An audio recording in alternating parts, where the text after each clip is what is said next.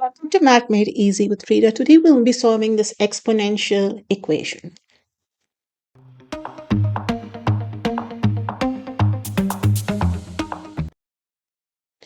We have today the cube root of 2x to the power of negative 4 is equal to 16. All right. Since we have the cube root here, we can cube this side of the equation and cube this side of the equation to get rid of the cube root, and we are left with 2 to the power of x minus 4 is equal to 16 cubed.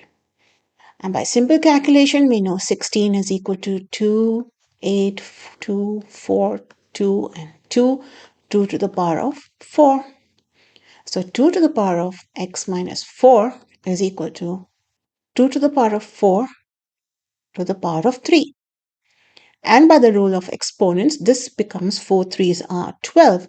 So 2 to the power of x minus 4 is equal to 2 to the power of 12. Having the same basis, we can only concentrate on the exponents, which is x minus 4 is equal to 12. And we find that x is equal to 12 plus 4, which is 16. If you enjoyed this video, please give me a thumbs up. And if you want to practice every day, please subscribe to my channel as I post every day. Till next time, have a nice day.